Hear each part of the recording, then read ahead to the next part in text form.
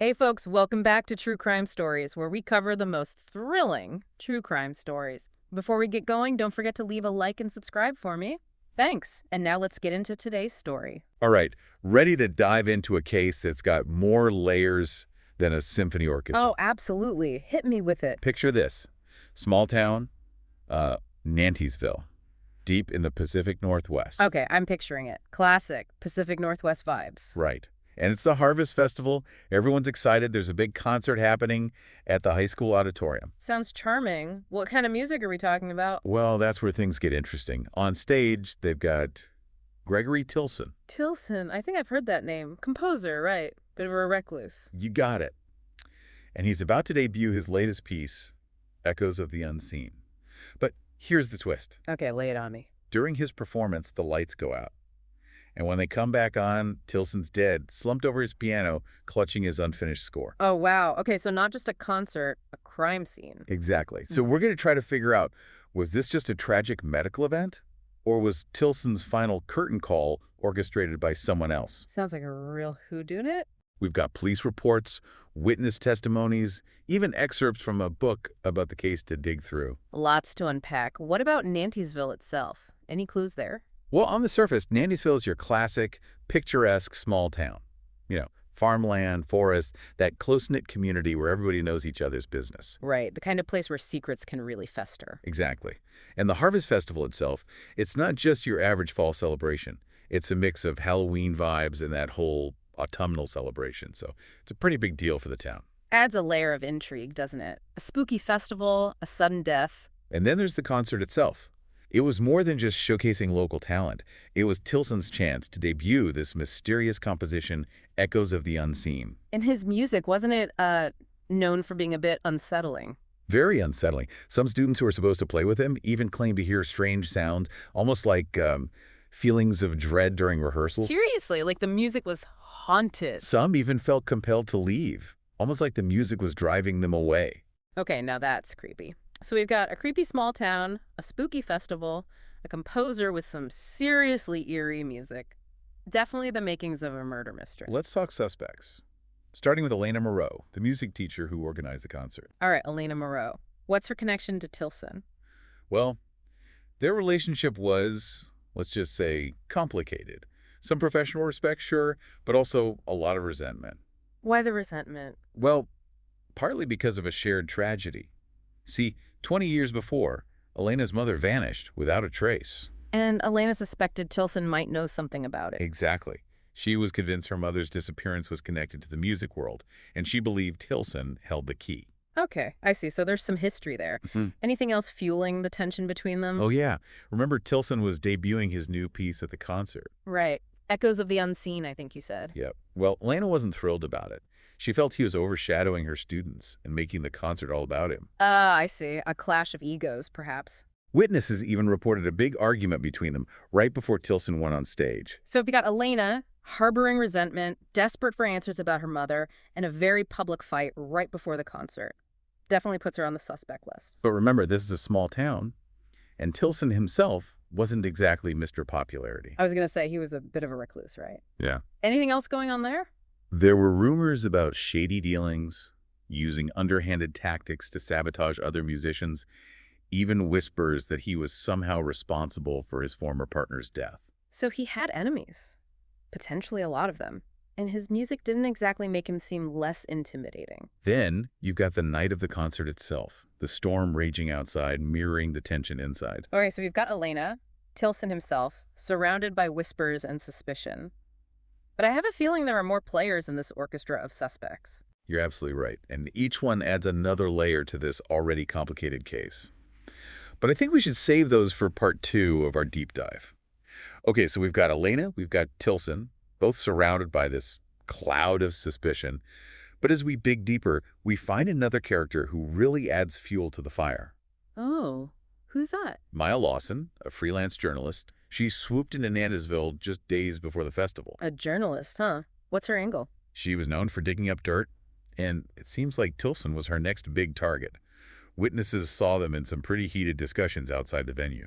Interesting. So maybe she was digging into those rumors about Tilson, trying to get a scoop. Right. And don't forget, her last article caused quite a stir in town, so Yep. some people weren't too fond of her. Makes you wonder if someone wanted to silence her, maybe even using Tilson's death as a cover. Now that's a twist. But let's not jump to conclusions just yet. We've got a lot more ground to cover. Right, of course. What about Tilson's former partner? Any new information there? That's another piece of the puzzle, right? They had a pretty messy relationship. Yeah, and remember, there were those rumors about Tilson being responsible for their death. Exactly.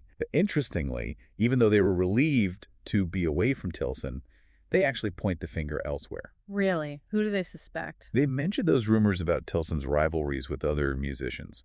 Maybe someone else had a motive to get rid of him.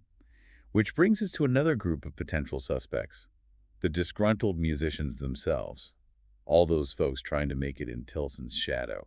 Ah, the jealousy and competition of the art world. It's a classic recipe for conflict. Think about it. You're a struggling artist pouring your heart into your music, but you're constantly overshadowed by this guy, this Tilson, who seems to attract both adoration and fear. Yeah, I can see how that would breed resentment.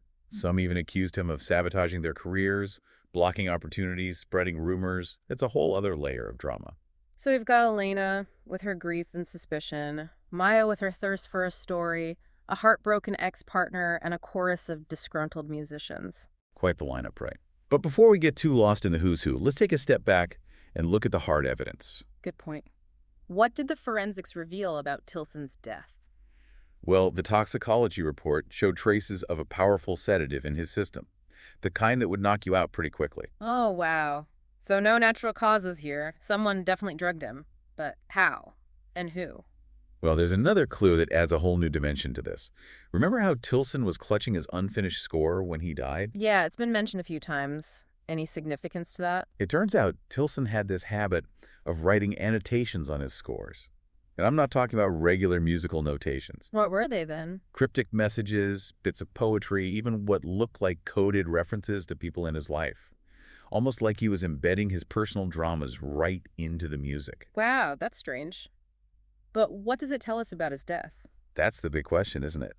Some of the messages seem to hint at feuds, betrayals, even a sense of impending doom.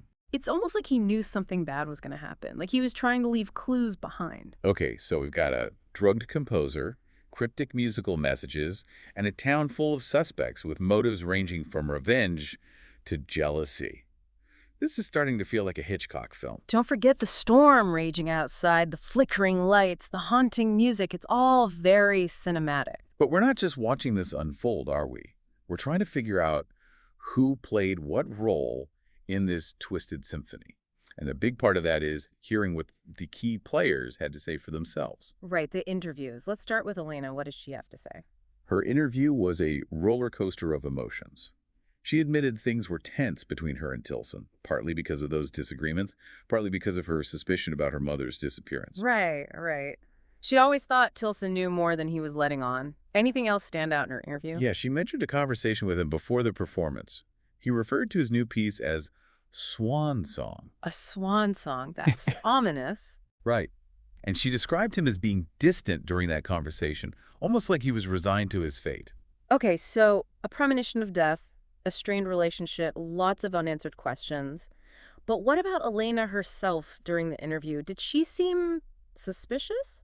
The reports describe her as nervous, hesitant, but also genuinely heartbroken. It's really hard to tell what her true intentions were. Makes sense. She's dealing with a lot. What about Maya, the journalist? What's her take on all this? Maya's perspective is really interesting because she was an outsider.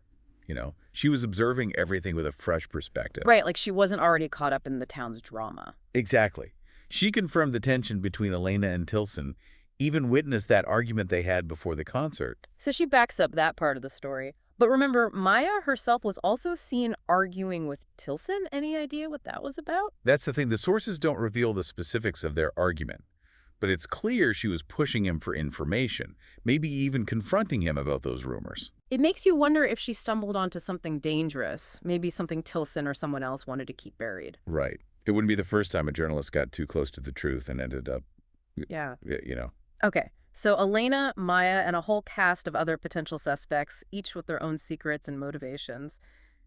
It's like trying to conduct an orchestra where everyone's playing a different tune. A very chaotic orchestra. And as we head into the final part of our deep dive, there's one piece of evidence that might hold the key to solving this musical mystery. The unknown DNA sample. Ah, yes, that wild card. Yeah. The results are in, right? What did they find? All right, so we've been through a lot. Creepy town, haunting music, tangled relationships, cryptic messages. But the big question remains, who silenced the Silent Symphony? And that's where our mystery DNA comes in, right? Exactly. It's the clue that could crack the whole case wide open. So did it match any of our prime suspects? Elena, Maya, the ex-partner? Give me the good stuff. Here's the thing. The results came back, Huh? and it wasn't a match for any of them. Wait, what? None of them? But then who? That's what the investigators had to figure out. They had to go back and look at everyone who was at the concert, anyone who might have even crossed paths with Tilson that night. Talk about a needle in a haystack. Must have been a ton of DNA to sort through. And just when it seemed like they were hitting a dead end, they found something.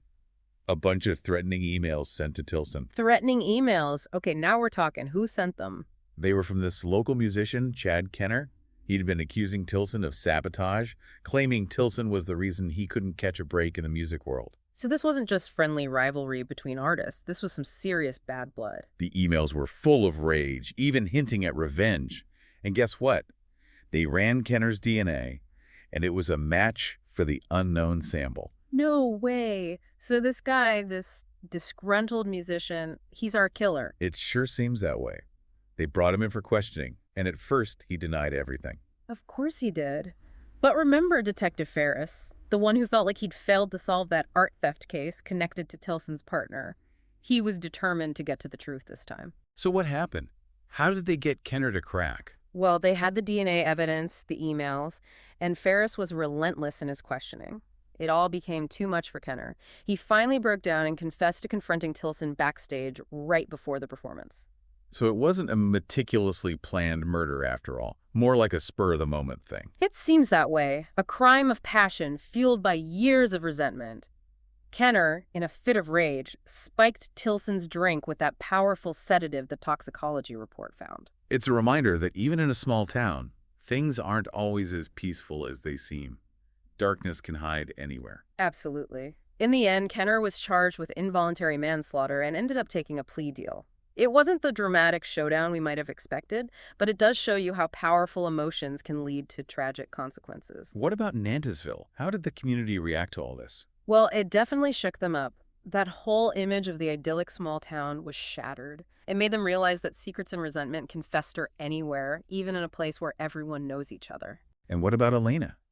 She lost Tilson, the man she thought held the answers to her mother's disappearance, and now she has to deal with the fact that his death was a senseless act of rage. It's a lot to process, but Elena, she's a strong woman. She actually channeled all that grief and frustration into something positive. How so? She organized this memorial concert showcasing all the young musicians in Nantesville.